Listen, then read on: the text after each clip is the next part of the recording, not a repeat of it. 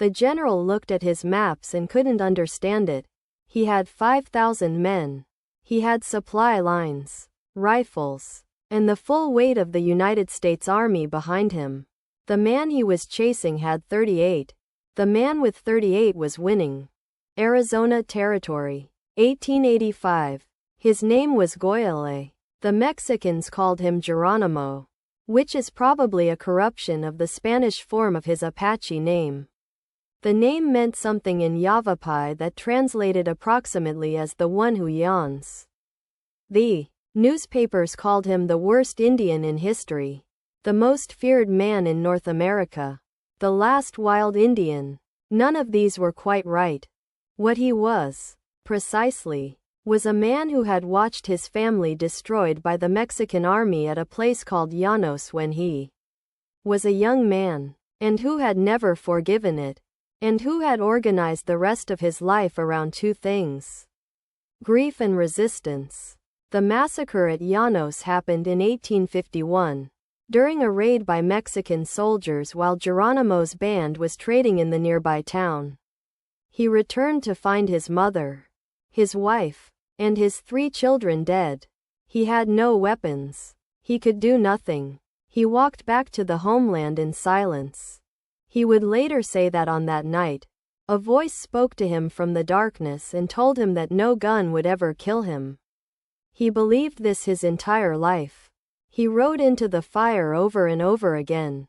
And somehow, each time, he came out. He joined the war against the Mexican army with a ferocity that became legendary in Sonora before it was known anywhere north of the border. He was not fighting a political war. He was fighting a personal one that happened to align with a larger struggle.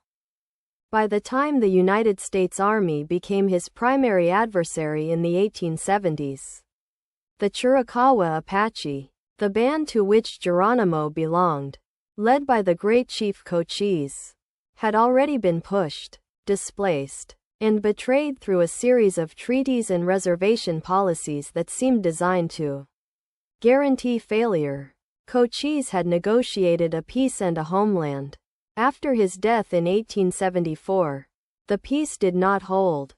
The government moved the Chiricahua to a barren, malaria-plagued reservation at San Carlos, Arizona, called Hell's 40 Acres by the people forced to live there. Geronimo did not accept the reservation. Between 1876 and 1886, he broke out of the San Carlos reservation 4 separate times. Each breakout triggered a massive military response. Each time, Geronimo and his band, sometimes hundreds of people, sometimes dozens, sometimes as few as 38 fighters, moved through 2 countries with the U.S. Army and the Mexican Army both pursuing them simultaneously. The Army could not catch them. This is the part that needs explaining, because it is genuinely extraordinary.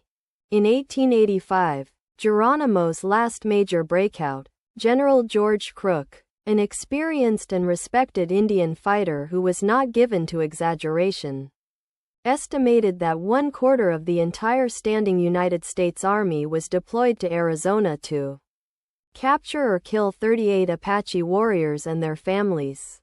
5,000 soldiers, hundreds of Apache scouts, dozens of heliograph stations, mirror relay systems on mountaintops to pass messages across hundreds of miles faster than any rider could carry them.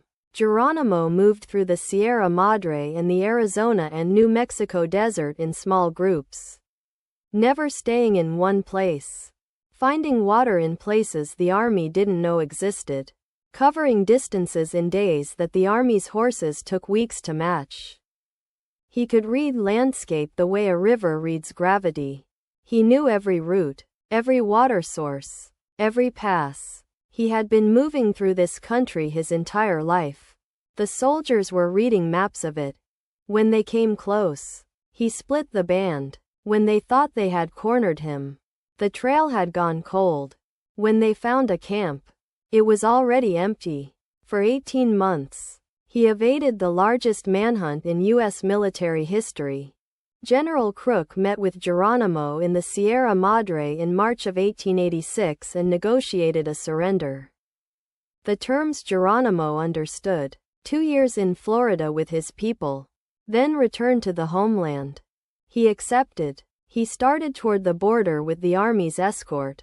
That night, a whiskey trader appeared in the camp and told Geronimo, truthfully or not, that he was going to be hanged the moment he crossed into the United States.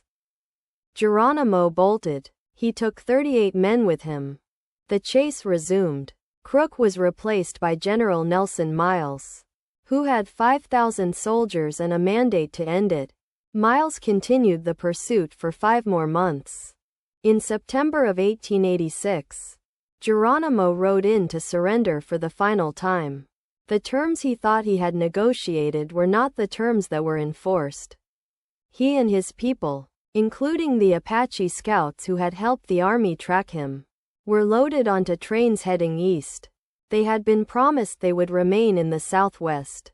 The trains went to Florida, Alabama, then Oklahoma, at a place called Fort Sill. Geronimo never saw his homeland again. He spent the rest of his life as a prisoner of war. Officially, while becoming something much stranger, a celebrity, he appeared at the 1904 World's Fair in St. Louis, signing autographs and selling photographs of himself. He rode in Theodore Roosevelt's inaugural parade in 1905. He was a living attraction. The last wild Apache, the man the Army couldn't catch, on display for the country that had been trying to kill him. He sold his picture. He sold his hat. He made money. He tried, several times, to get permission to return to Arizona. Each time, he was denied. The Army believed, probably correctly, that his presence in Arizona would inspire others.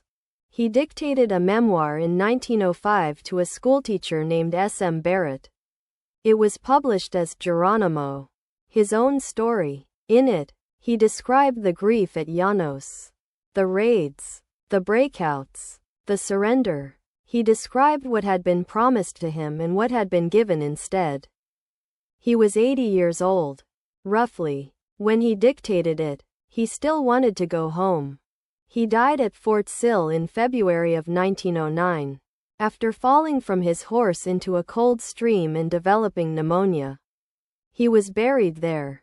A persistent legend says that members of a Yale secret society dug up his skull in 1918 and took it to New Haven. No one has ever proven or disproven it. His descendants have asked for it back. No answer has been given. The man who was never beaten in the field spent 23 years as a prisoner of war.